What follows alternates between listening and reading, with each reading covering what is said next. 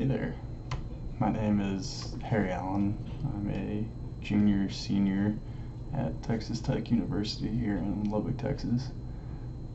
And for those of you wondering what senior means, it basically means I blew through my junior year really quickly. I'm technically a senior, so graduating early, hopefully.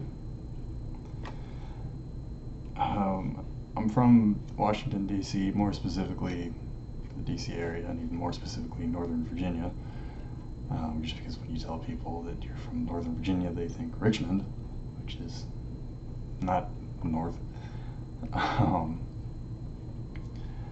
But I'm actually 8 miles away from the capital, and most of my life I've actually known or grown up in the environment of, politics and thinking like a politician, or at least how you would hope a politician would think.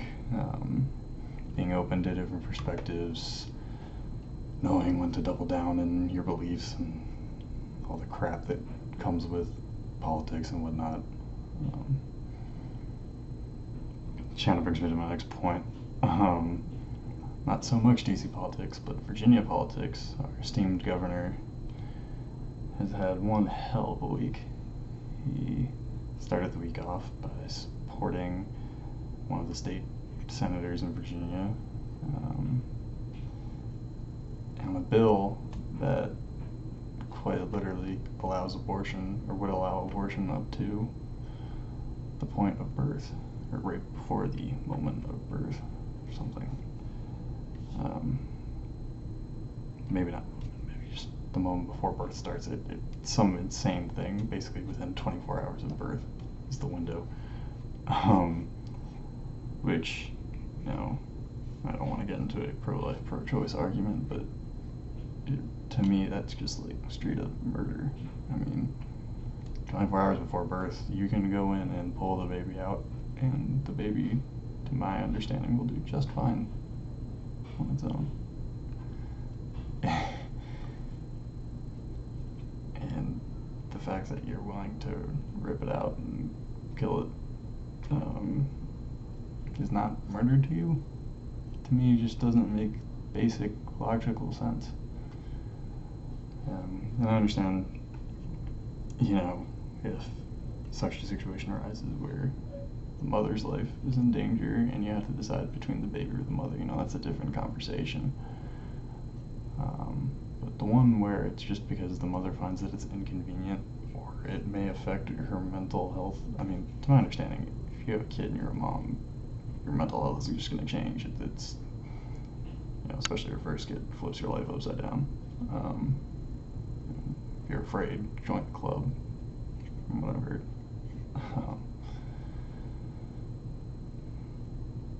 But even later this week, the past couple days, after our governor supported this bill, he got a lot of flack, understandably.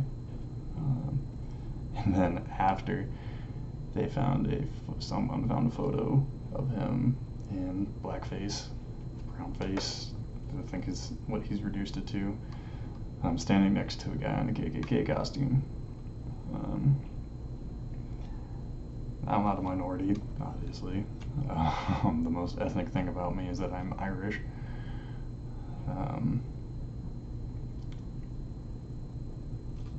So you may disagree with me, and if that's fine, that's your right. If it was just him in the blackface, if what he said was true, where he was truly trying to dress up as Michael Jackson, I think it's in bad taste. But back then, I can imagine it being in less bad taste and something that could get moved past, just because back then you could get away with a lot, whereas now, you just should know not to do that, because that's just wrong for, some more reasons than it would be right. The thing that gets me, though, is him standing next to the guy in the KKK costume. I don't think I've ever been to one Halloween party in high school, college. I don't think I actually ever went to a Halloween party in high school, but in college, anywhere, Halloween when I was a little kid, where anyone dressed up like a KKK. Closest thing you got to, or Klansman, closest thing you got to was a ghost. But Ghosts and Klansmen are two very different things and are missing, a distinguished pointy hat. That to me is the kicker. Why was he standing next to that? That indicates that there's something more to it, to his thought process at the time. I made my fair share of irreverent jokes, more than a fair share of irreverent jokes. I find dark humor, or generally perceived bad humor, as hilarious. I just find things that most people find offensive hilarious, funny. That's just my humor. I don't think I'm a racist. I don't think anyone around me thinks I'm a racist. I just appreciate dark humor. But the Klansman to me is a bit too far. Blackface, I can understand in the moment a decision being made that could lead to that in that time period. Today, no, you don't do it. It's pretty fucking simple. But now everyone's calling for his resignation, even people in his own party, which to me I find very interesting, because usually in the news don't hear about that, at least the feed that I'm getting, because everyone's feed's different.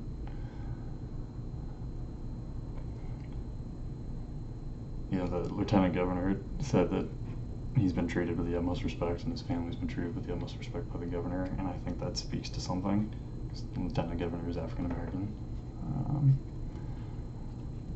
And people change over time, so if, let's say he was racist at one point, he very well could not be anymore.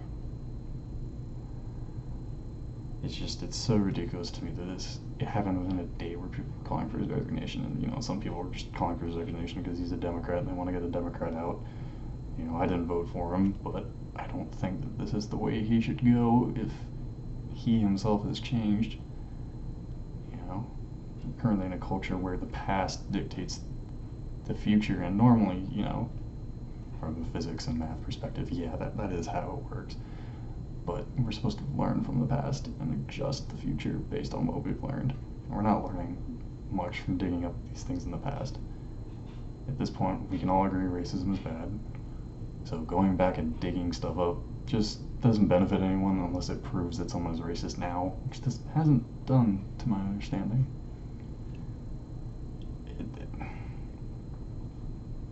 If he's going to resign, let it be for something else like fraud. Not that I'm saying he's done it. It's just, find some solid proof and then ask for his resignation. It's just, to me, it's absolutely ridiculous that we live in a world where this is acceptable, where we can just find one thing in someone's past. And maybe there are others that they just haven't released yet. Maybe they have, I don't know. But give him a chance, do some genuine research into it, and if you have legitimate proof that shows that he's still truly a bad person, then present it and call for his resignation. Take a breath. Think. He made a stupid decision. I've done it. I've made many stupid decisions. But I like to think I've learned from them. I can tell you I'm actively trying to learn from them. I can see a very real possibility where this was just something innocent. I can also see a very equal possibility that this wasn't.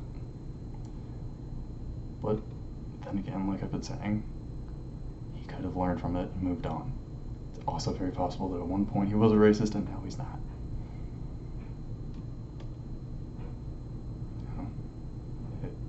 The mob mentality has to stop.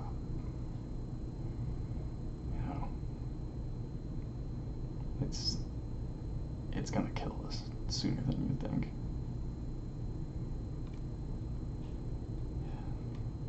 Anyway, hopefully that was coherent enough, and if you disagree with me, that is very much your prerogative. It's just, my whole point in this is really trying to say the era of logic needs to come back, because it's dying quickly, and everyone, almost everyone, is responsible for it. because people just refuse to have coherent conversations or logical conversations backed by fact. Facts that actually indicate something. You're not using facts to, make some point that isn't correlated to those facts. Because people do that too. I've actually seen it a lot recently. Anyway, thanks for watching.